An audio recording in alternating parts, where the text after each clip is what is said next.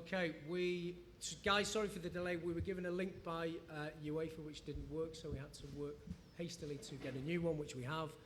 You're very welcome. In the room, Stephen Beacom, Mark Sterling, Ian Parker, and we've some guests on the Zoom. So we're going to do the room first and then over to the Zoom with Ian and Jonny. So we've a bit of ground to make up, so we'll do that now.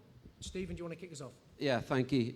Ian, can you clarify what on earth happened re the Conor McMenamin situation over the weekend? Why he was, first of all, withdrawn, why he's now back in the squad, and also can you tell us if he is available to play tomorrow night? Yeah, I think when you know what we saw come out on social media, we were made aware of it. I think it was something that we had to react swiftly to, and you know, we couldn't sort of identify as in when something like that's taken from, and it's obviously turned out to be a historical tweet that I think he was punished for at his club previously, but I don't think we could take any chances as an association. So certainly in light and what had happened a couple of days previously with Kyle, so the action was taken, the decision was taken to pull him out and see where it went from there, and the disciplinary committee has obviously looked at that and sat, and he's now free to be with us tomorrow, which is good news. So that sounds to me like a mistake was made pulling him out in the first place. Is that how you see it? No, because you couldn't be sure until it was looked into, and that's what's been done. You know, I think it was the right thing to do. Hard telling the lad and hard giving him the information. Of course it is. Denying someone being with the squad. Possibly make another cap, but I think it was the right thing to be done, rather than, you know, not reacting at all there. Just to be clear, there is no further action to be taken as far as Conor's concerned, which we've just learnt in the past few moments. Can I ask you, to me, and I imagine to lots of people out there, this whole scenario has been haphazardly handled and has been confusing and just seems a bit of a mess. Is that, you know, this shouldn't be happening to a professional outfit like Northern Ireland, surely? It's not for me to comment on that, Stephen. For me, it's about what happens on the pitch, trying to stay focused towards the game. Fortunately, you know, we had a performance, we got the result as well, and you know, for me, you move on to the next game. I look after the football side of things and take guidance on the rest. What part did you play in all this? Did you have a say in Conor being pulled out on Saturday? We had to have Conor. I had to tell Conor, which you know, is part of the you know, being the manager, being the leader, and you know, it's never an easy conversation. But you know, assured him that we're fully behind him, and we would swiftly try and make the inquiries to make sure that he can be involved for this game. And how is Conor feeling now? Because it's obviously been a bit of a roller coaster period for him. Well, for someone like, you know, that made his debut in the summer and you know, wanted to add to his 3 caps that he'd made, you know, it was he was probably distraught. You know, there's probably no other word in saying it. So, you know, trying to obviously giving him some reasoning and the thoughts behind it, and then we'll swiftly act because I think it was probably a couple of hours before the game. So you can imagine this going on in the hotel before we're due to leave. It's clearly not the sort of news that you want to receive. I'm sure there'll be people out there asking, so Conor's back, did you think about bringing Kyle Lafferty back into the fold? It's a different situation. I think, you know, this happened 9-10 years ago. I think that's the time frame, and he's obviously been, you know, punished for it by the club that he was with at the time. So you know, Kyle's incident happened a few days ago. It's 2 different incidents. So there are suggestions back home, Ian, that you took the players out on Tuesday night for a team bonding exercise, and there is a suggestion that the Kyle Lafferty video incident happened on that night. Can you confirm any of that? And if it is true, do you have any regrets about taking the players out, given the current climate we live in, with videos doing the rounds here, there, and everywhere? No, we all went out. We all went to the restaurant, and we all came back to the restaurant. The players had a day off the next day. They're adults. they know they've got a responsibility. They know that when they're away on international duty, they're still representing themselves, their clubs, their families, and me. And that's you can't keep them cooped up in a hotel and give them a certain amount of trust. And you hope that that's the right thing to do for going forward as well for the whole day. We were talking about team bonding sessions. You talk about people being themselves and seeing them in their their natural state. And at times you do have to learn from it. Yeah, it might be something that we look at further down the line. But I think it's always served Northern Irish teams really well when they've had that bit of time to themselves as well. So it's for me that was it was something we weren't expecting to wake up to those sort of headlines and that sort of news, but I'm disappointed. So you can confirm that the Kyle video incident happened on that Tuesday team bonding night? I believe so, but it wasn't as we were together as a team at the restaurant. So it's for me, as I say, there's an inquiry ongoing on that. So I suppose that's can't really comment too much more on it. Listen, I don't want to hog the press conference, and I want to ask Jonny things later. I know there's loads of other people who want to speak, but thank you for answering all those questions. I do appreciate it. Ian, I appreciate you, and like us, we don't want to keep asking the same type of questions, but can I maybe just get your own thoughts, Ian, on almost, you having to be almost the spokes, in terms of these videos, the Conor McMenamin situation, the fact that you personally almost have to be the spokesman for the association, how hard is that? How frustrating is that? It's part of your role. You know that. You understand that. There may be, things that get thrown up unexpectedly, things you've never had to deal with before, and you have to deal with it. And that's that.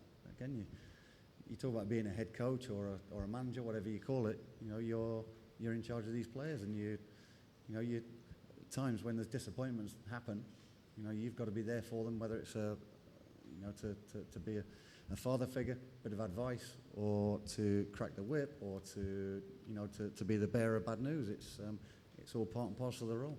And can you understand, supporters looking in, how they could be thinking, kind of almost what's going on, sort of thing? In what respect? Can you understand the supporters might be looking on, seeing the news, how it changes, he's in, he's out? Can you understand how that could be frustrating for supporters as well? Yeah, of course, yeah, because they don't know the full facts as well, so there's a lot of speculation that would go on with it, and people come up with with a conundrum of 2 and 2 and come up with 5, and it's quite often not right, but that's something we have to learn. I mean, you can't say the full facts unless things have been dealt with, and we know the full facts with Conor. It's been dealt with swiftly. We're pleased he was on the plane, and he's here, and he'll be part of the squad. And if we could get the ball out, as I'm sure you'll not mind, looking ahead to sort of tomorrow night's match. I mean, a lot of people might have thought that the win on Saturday might have sort of secured, confirmed that there is no threat of relegation. Obviously, the Cyprus result changed that. Is it a challenge, going into the game, sort of making sure that isn't playing on the players' minds? I think when we first got together for the international window, that was something I spoke about, that we make sure by the end of these 10 days we're still in the group that we are, and it might be the last time we're together before the Euros. So, Cyprus result might have been a surprise to some, but I know that team can play, and again they're a building nation, so it would have been probably a disappointment clearly for Greece. And it means that we have to come here and take care of business ourselves, which is something that it's in our hands. If we can come away with a win, then that's job done on that respect. And obviously, Gus, we chatted to Gus Poyet just before yourself. We asked him what he's expecting from Northern Ireland. He said he's expecting a battle, and he meant that in a complimentary way. Do you take that as a compliment? He's expecting players to be in their faces, be pressing them right from the start. Is that how you plan to approach the game? We'll see. Gus was very complimentary when we played them in the summer, and we know it was a close game. We both admitted at the end of the game that it was a game of very few chances, and they took one that was that ultimately won the game for them. So it's I expect it to be a tight affair tomorrow night as well, and hopefully we can come away with a 1-0 win and shaking Gus's hand, and you know, that's the way it is at times. Close games have to be won with a moment of magic, and let's hope it's one wearing our shirt. Will you be keeping an eye on the result of the other game? No. We'll concentrate fully on this. Say if we take care of business, then it doesn't matter what happens in the other game. But you know, certainly it was a great result for Cyprus, and I'm sure Greece will be trying to make sure that they can put that right. Danny, Any for Jonny, yeah? Johnny, we could do that now. Is that okay? Yeah. It's fine, don't worry. Johnny, if I could maybe just ask tomorrow night, the small matter of your 100th cap. Can I ask where it'll sit in your sort of career highs? Will it be the proudest moment of your career, do you think? I mean, it's a great milestone to get to. I wouldn't say like it's you know, can compare to actually playing in some big games and winning big games and the emotion of that. But like I said, it's a big milestone, and yeah, it's something I've had my eye on for a number of years now, and I'm glad to finally be there. There'll be a few boys back at Green Island, your old club, a few coaches, Gilsey and a few others. Will you be thinking about people like that? You know, people who played a part in your younger career. Will you be thinking of those guys when you walk out tomorrow night? Yeah, I mean, I think with Northern Ireland, I think over the years when we travel, you know, throughout the years we were travelling away throughout Europe, and you know, lots of those people, those coaches that coached me when I was younger, they come to all the games, and you see them on. Sometimes you're on the same plane, sometimes you're passing them in the airport, and I think that's the beauty of it. Sometimes playing with Northern Ireland, and because we're such a small country and small pool of players, you know, it's the same faces over the years, and you're able to build up great relationships, and like I say, see people that, you know, I haven't sometimes seen in years, but I'm very grateful that were a big part of my career. It almost looks, Johnny, as if the older you've got, the more you've enjoyed playing for Northern Ireland.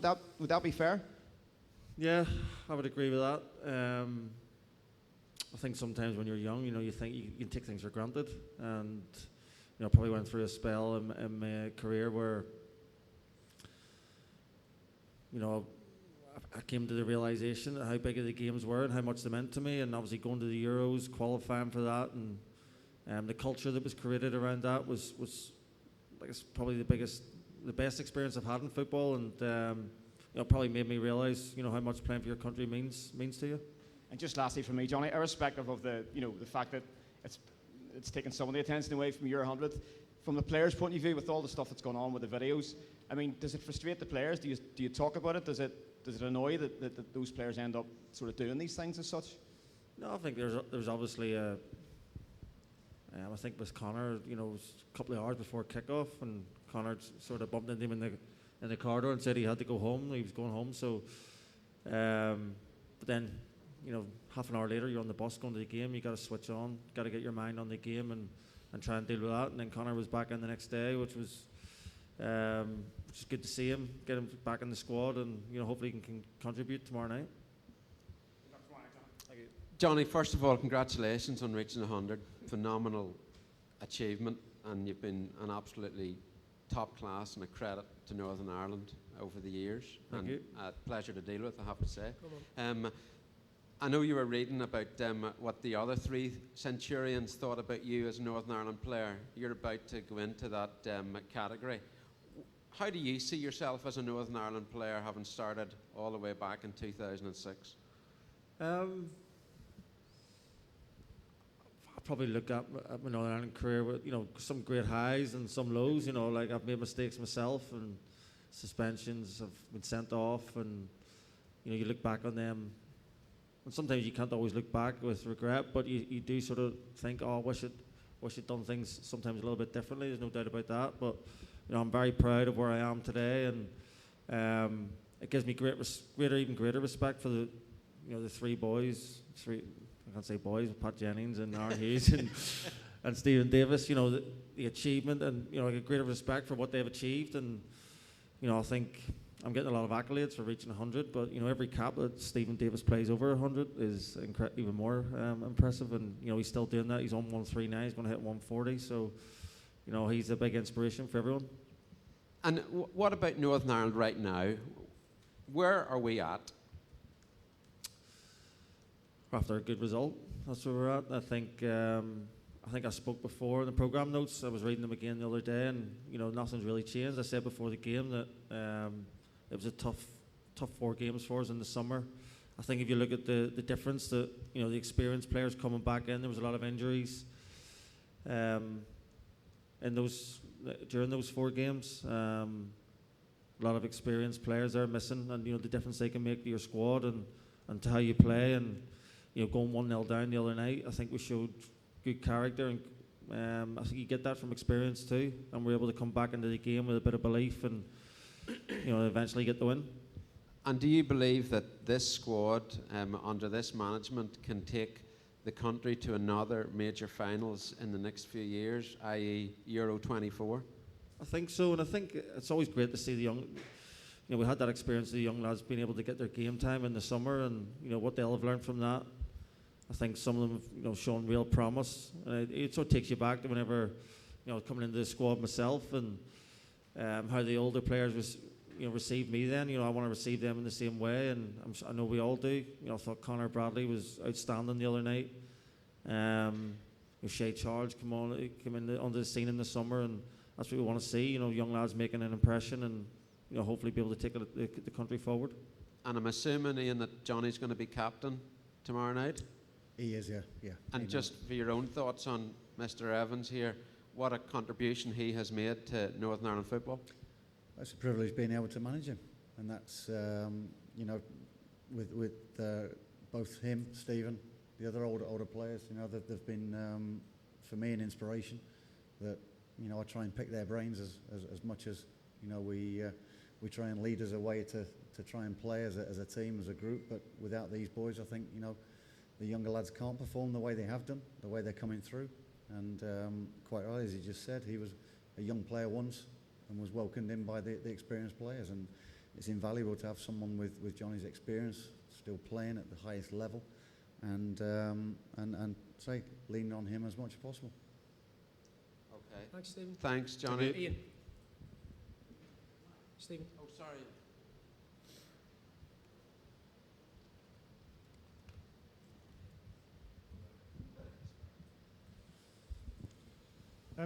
Johnny, if I can ask, obviously, in the last couple of years there's been a few injury setbacks that you've suffered. Was there ever a point where you wondered if you'd get to this point? No,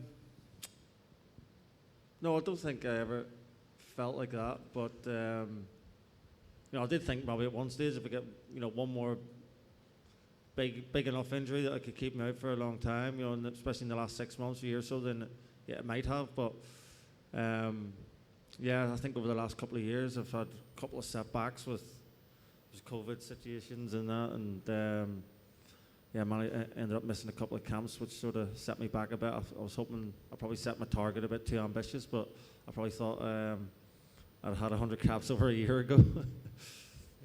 But you talk about it being a target. How much has it been something you've been looking towards and thinking about, for the last 2 or 3 years, maybe? No, it's not been the ultimate. I think the ultimate's always to win matches for Northern Ireland. Nothing gives you a better feeling than the other night, coming off the pitch, seeing the fans.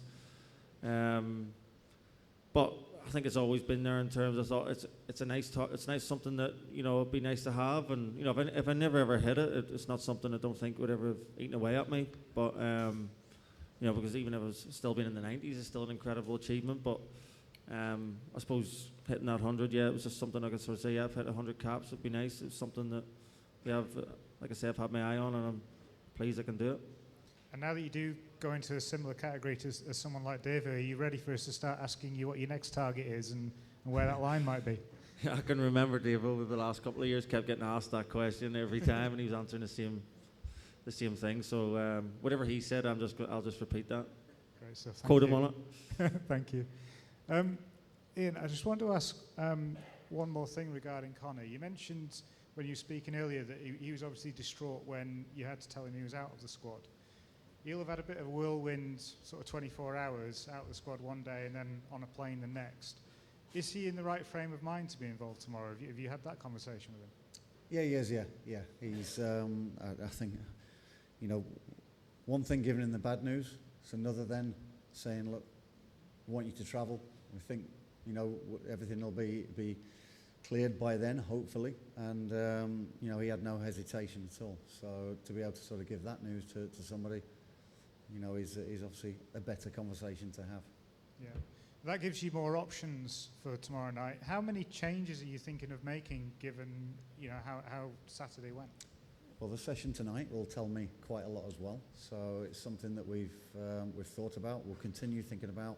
We'll see how the players are getting their legs going again after the journey, and it'll be good to have a trot around, so to speak. Won't do a great deal, but it still gives you an idea, and then we'll assess it sort of overnight and put the I suppose the final cap on who goes and starts. But no, I won't be naming the team. I've got something in my mind, of course, but it's always important when you've travelled. Let's see how the players come out of the game the other night.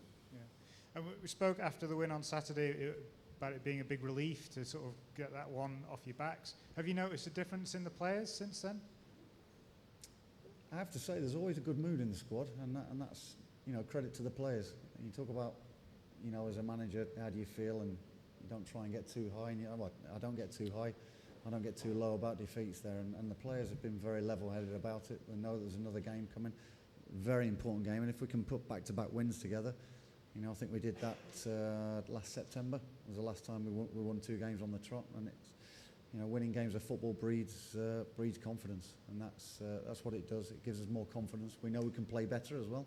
We know there's, you know, parts to our game that we're still trying to improve on, and be more clinical in certain areas. But you know, you look at the game as a whole, as I do. You sit down the next day to look at it. Again, we created 16 efforts on goal, 10 on target. And again, they're good numbers at this level to be doing, and it gives you a chance of winning games when you can do that. Thank you. Thanks, Ian.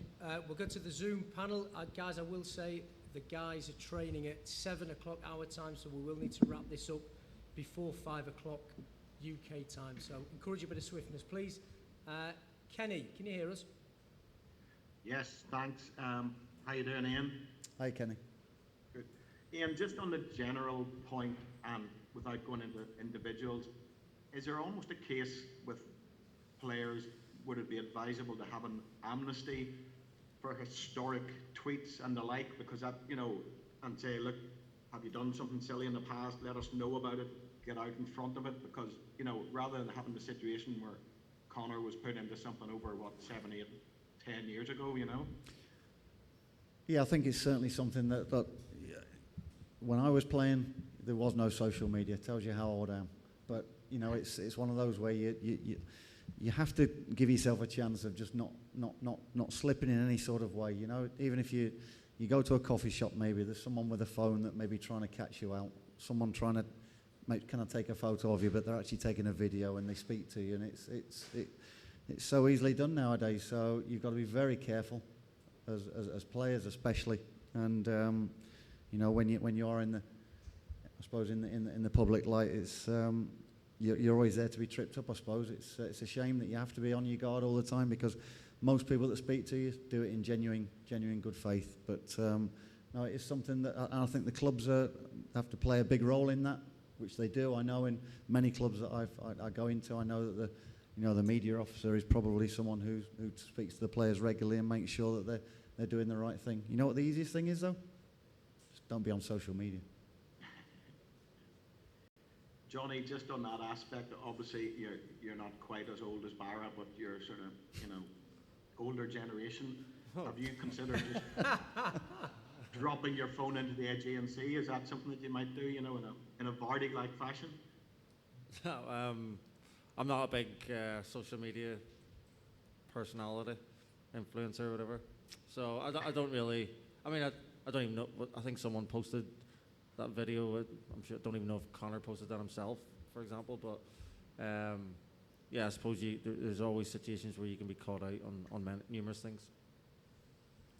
Congratulations, obviously, on your eminent 100 cap. And unlike Ian Parker, I'll be a little bit more pushy and just say we're not going to try and retire you, but you are a thinker about the game. Have you considered down the line in a few years that you would go into coaching or management? Is that something that is in your mind? I started doing my badges couple of years ago. So I think it's always something. I think a lot of players do it just to cover themselves. I think we've got the access to great facilities and the ability to be able to coach different teams at our clubs if we got that chance. So I think that's always something that a lot of players try and do. I've tried to do that. Whether I'm going to coaching or not, I still don't know the answer to that, and I probably won't know the answer to that for another couple of years. What about punditry? Are you too intelligent for that? No, that's a tough job. That I don't know. People ask me all the time, and I wish I had the answer, but I don't know. Final one from me to yourself then. Just out of the previous 99, if you had to pick one match as your favourite in a Northern Ireland shirt, which one would it be? Yeah. The game against Ukraine, was it by far. For getting the win on the tournament stage. Yeah, I think everything, just winning a game at a major tournament. It was, I think, obviously after the first game, the expectation and that we played against Poland, and we didn't get the win, didn't play the way we felt like we could play, didn't impose ourselves, and then to come out and do what we did and everything about it. I think we were kind of based nearly on. We were. The weather sort of hit during the match. Everything about it was just created, an unbelievable night, and it was fantastic. Thank you, Ian. Just a final one from me. I mean, I only saw the highlights of Cyprus, Greece, and I'm not sure you could say it was a Eurovision vote game, but there is that affinity there. Are you concerned that Greece will be going all out to help Cyprus and hinder yourselves tomorrow night? I'm sure Greece won't want to lose 2 games on the trot as well, similar to us wanting to win 2 games on the bounce. It's, I'm expecting a real tough encounter. That Gus will want their team to, to bounce back from that disappointment, and we've got to be ready for it. Okay, thank you. All the best for the match, fellas. Thank you. Thanks, Kenny. Ruth?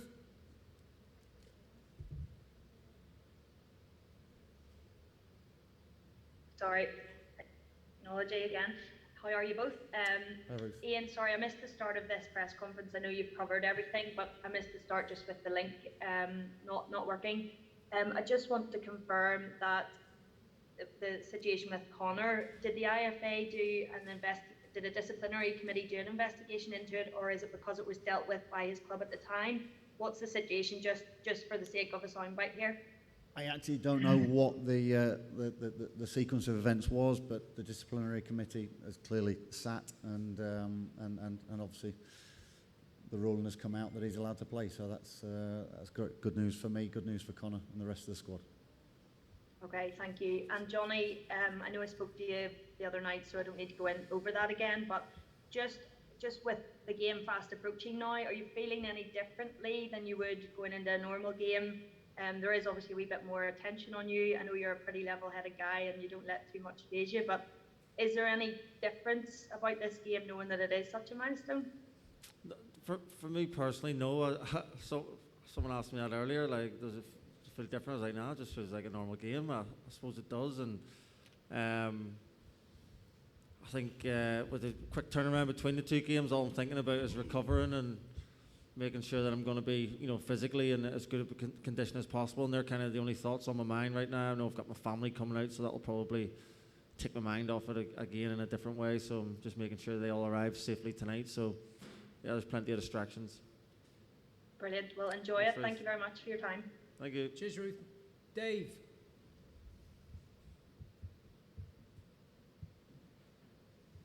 I'm okay, thanks, Danny. No Good luck, worries. gents. Thanks. Mark? How are you, folks? Hey, Mark. Ian, sorry to ask another one about Connor, but unfortunately you're the only one fronting up, so it's due. Apologies. Can I ask, why was everyone caught on the hop so much about a video that was released at the time when he re-signed for Glentoran and again when he was called up in June? What? I missed that first bit, sorry. Why does everybody what, sorry?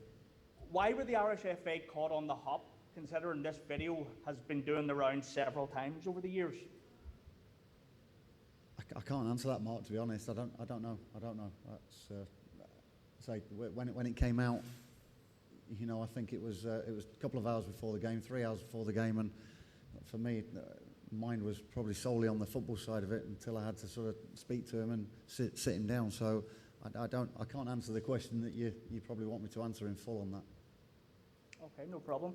And just, you talked there about momentum and obviously trying to get a positive result to make it, 2 games in a row.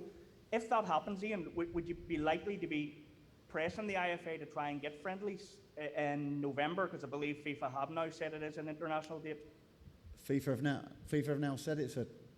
I think so, yeah. Window. I'm not sure. I'm not aware of that either. So again, it's something that we'll have to look into on that. Certainly, there was talks about possible games if it was, but FIFA certainly hadn't called it an official international window. So we'll have to see. That'll be for after the game, I think. Okay, thanks very much. And Johnny, good luck, mate. Congratulations, unbelievable achievement. Thanks, Mark. Thanks, Mark. Stephen. Watson. Hello. Just one question, Ian. This is just for TV. Can I just ask you how big a distraction these 2 social media incidences have been for you in the build-up to these key games? And can you, as a part B to that, hand on heart, say that the Irish Football Association handled both of them as well as they possibly could? Well, I think it's certainly a distraction that we didn't want to be dealing with coming into it. We had a full week from having met up on the Sunday. 1 or 2 of the players came in on the Monday, so you have it all mapped out, your training times, things you wanted to do and cover throughout the week, and we thought that we'd got that quite right, and of course you've got to be ready for any sort of contingency plans, and that certainly wasn't 2 events that we were expecting. And not what we wanted to be dealing with, but I thought we dealt with it swiftly in the end. I thought, it's something we'll have to maybe look at, having now had that experience, and see if we can do anything more on that. But I thought it was dealt as well as it could within the time frame, actually. Thank you very much, and the rest of the stuff on the game and everything's great for us. So thanks, and good luck, Johnny. Thank you very much as well. Thank you. Thanks, Stephen. Michael Clark on the home straight now.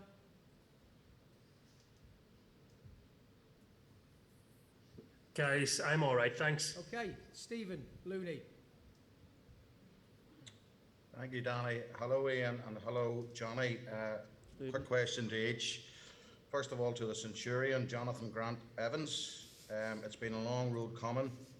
You deserve all the plaudits you get, but something you've spoken to us before, Johnny, is about the pride of being on the same pitch as your brother Corey, and that endures until this day. It's been a long road for the both of you.